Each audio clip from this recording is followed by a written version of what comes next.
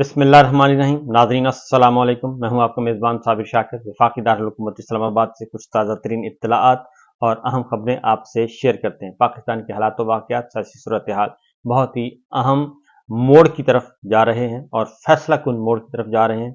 मैंने आपको अर्ज़ किया था कि मई का महीना बहुत इंपॉर्टेंट है और जून के 15 दिन और मई का अभी आखिरी हफ्ता चल रहा है और आखिरी हफ्ते में, जो कि कल शुरू होना है, आखिरी हफ्ते में बहुत सारी अहम डेवलपमेंट्स होनी है और सारी की सारी का ताल्लुक पाकिस्तान की सियासत से है और उसकी वजह से ही कुछ ऐसे धमकी आमेज सिलसिले शुरू हो चुके हैं आला अदलिया को, ख़ास तौर पे ऑनरेबल जजेस को, कि जनाब बाज आ जाएं वरना हम मार्शल लॉ लगा देंगे, बाज आ जाएं वरना हम इमरजेंसी लगा देंगे, बाज आ जाएं हमारे मामलात में मुदाखलत मत करें, हमारी डोमेन में दाखिल मत हों, हमसे मत पूछें कि हमने क्या करना है, हमसे हमारा हिसाब मत मांगें, हमारे इदारों के अंदर क्या हो रहा है और वर्किंग कैसे हो रही है, ये सवालात आप नहीं पूछेंगे, हमारे किसी अफसर को आप नहीं बुलाएंगे और किसी को तलब नहीं करेंगे, वरना फिर हम मार्शल लॉ लगा देंगे, वरना फिर हम इमरजेंसी लगा देंगे। ये सब कुछ धमकियां दी जा रही हैं और इसके साथ जो एक फैसिलिटेशन का रोल, सहूलतकारी का रोल अदा कर रही हैं टिकटॉकर वज़ीर आला, क्या कर रही हैं, वो अपने कंधे इस्तेमाल करने की इजाज़त दे रही हैं। वो कहती हैं जनाब हमारे कंधे हाजिर हैं, हमें बताएं क्या करना है और इस कैदी 804 का क्या बंदोबस्त करना है, हम हाजिर हैं। चचा सामने नहीं आ रहे, चचा समझदार हैं, भतीजी आ गई हैं क्योंकि भतीजी ने चचा की जगह लेनी है मुस्तकबिल में और उनका ख्याल है भतीजी का कि अगर मैं इस वक्त सर्विसेज दूंगी, अपने कंधे इस्तेमाल करने की इजाज़त दूंगी, तो फिर मुस्तकबिल मेरा है, चचा का पत्ता कट जाएगा और हम आगे फिर मौजें करेंगे। इसलिए सूबाई काबीना ने अप्रूवल दी कि जनाब इमरान खान साहब के खिलाफ एक मुकदमा कायम किया जाए और शेख मुजीब की तर्ज का। तो कम अज़ कम ये अकल के अंधों ने ये तो मान लिया, खुद ही मान लिया अज़मा बुखारी साहिबा ने, कि ये 70 और 71 वाले हालात हैं और इमरान खान साहब को शेख मुजीब बना दिया। और शेख मुजीब कौन थे? शेख मुजीब इलेक्शन जीते थे, शेख मुजीब के साथ अवाम थी, शेख मुजीब ने वज़ीर आज़म बनना था, उन्हें वज़ीर आज़म नहीं बनने दिया गया, उनको इक़्तिदार नहीं दिया गया और फिर मुल्क दो लख्त हो गया। फिर उसी शेख मुजीब को रिहा किया, सरकारी तौर पर छोड़ा। उस वक्त के वज़ीर आज़म जुल्फ़िकार अली भुट्टो साहब ने जेल में मुलाकात की और शेख मुजीब साहब को निकाला, उनको निकाल के लंदन भेजा, लंदन से वो दिल्ली उतरे, दिल्ली से वो ढाका उतरे और वहाँ जाके एक अलग वतन का ऐलान कर दिया और पाकिस्तान को खुदा हाफिज कह दिया। तो कम अज़ कम ये तो मान गए हैं कि 70-71 वाले हालात हैं और हालात बहुत ज़्यादा ख़राब हैं और पाकिस्तान के अवाम का मैंडेट तस्लीम नहीं किया जा रहा, इतना तो मान लिया।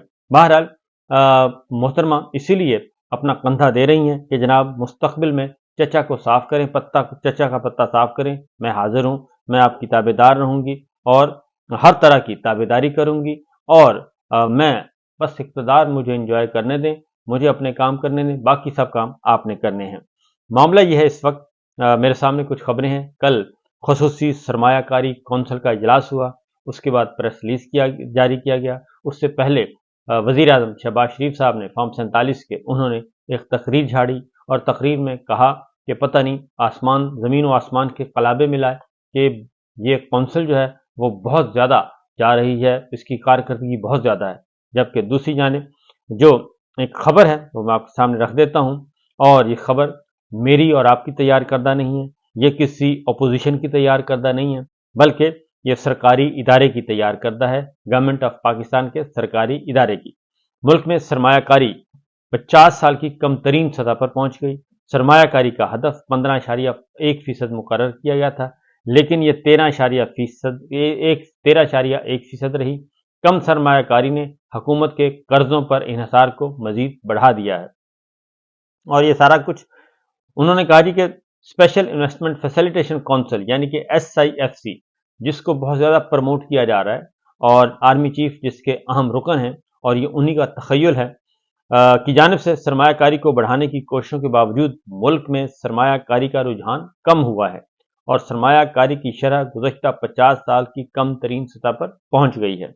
नेशनल अकाउंट्स कमेटी की जानिब से मंजूर करदा आदाद शुमार के मुताबिक खत्म होने वाले माली साल के दौरान मुल्क में सरमायाकारी GDP के 13.1% रही, जो ये जाहिर करता है कि सफेक अकेले कुछ नहीं कर सकती, यानी कि जो कौंसिल है वो जो सरमायाकारी कौंसिल है वो अकेले कुछ नहीं कर सकती जब तक के मुल्क के मुआशी फंडामेंटल्स दुरुस्त नहीं होते और सियासी इस्तेहकाम नहीं आ जाता, तब तक सरमायाकारी के मतलूबा अहदाफ हासिल नहीं किए जा सकेंगे। और ये है सिचुएशन और ये है सूरत हाल। और सरमायाकारी का हदफ 13.1% जो कि कम तरीन है 50 साल की हिस्ट्री में, और आखिरी बार 1973-74 में सरमायाकारी की शरह 13.2% रही, जब पाकिस्तान 2 लख्त हो गया था। उसके बाद की सूरत हाल बता रहे हैं कि 1973-74 में ये 13.2% रही थी और अब उससे भी गिर गई है, अब है 13.1%। तो और इसमें टैक्स का मसला है और उसमें मैन्युफैक्चरिंग सेक्टर के साथ तासुबाना रवैया है। मैन्युफैक्चरिंग के शोबे में सरमायाकारी को कम कर दिया गया है। मुल्क की पैदावार कम तरीन सतह पर पहुंच चुकी है।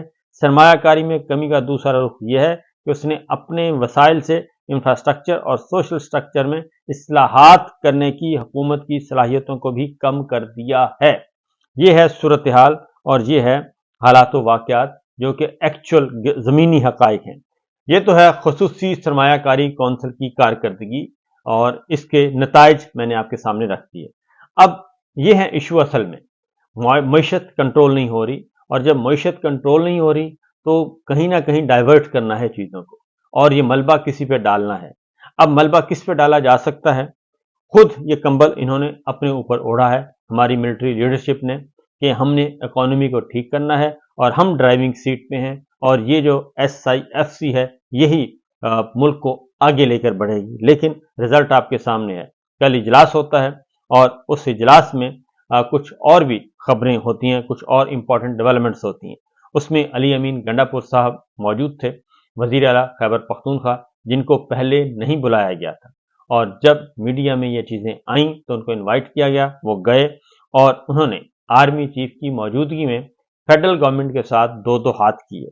वज़ीर आज़म शहबाज शरीफ साहब के साथ भी दो दो हाथ किए और उन्होंने अपना मैसेज सूबे का लाउड एंड क्लियर मैसेज दिया। उन्होंने कहा कि बिल्कुल आपकी जो भी पॉलिसी होगी, जो कुछ भी होगा, उसको हम अपने सूबे के मफादात के पे परखेंगे।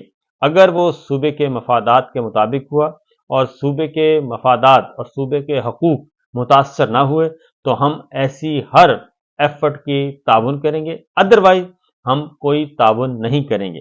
दूसरा, उन्होंने कहा कि हमने वो बजट पे चूचना हो रही है, उन्होंने कहा जी हमने बिल्कुल अपना बजट पेश किया है और IMF की बिसाखियों के बगैर, किसी आलमी इदारे की बिसाखियों के बगैर बजट पेश किया और कोई गैर आइनी काम नहीं किया, गैर कानूनी काम नहीं किया। नंबर 1, नंबर 2, नंबर 3, उन्होंने 2-3 बातें और भी की। उन्होंने कहा कि खैबर पख्तूनख्वा हम अपने हकूक से पीछे नहीं हटेंगे और इसके लिए हमें जितनी मर्जी धमकियां दी जाएं, इसमें कोई ऐसा नहीं आएगा रखना। फिर उनकी मुलाकात आर्मी चीफ से 2 दफ़ा बात पूछी मीडिया ने कि जनाब कोई आर्मी चीफ से सिलसिला शुरू हुआ, तो उन्होंने कहा कि बिल्कुल आर्मी चीफ से 2 दफ़ा मुलाकात हुई और इस मुलाकात में उन्होंने कहा कि कोई आपकी बातचीत का सिलसिला पाकिस्तान तहरीक इंसाफ का, सियासी नौयत का?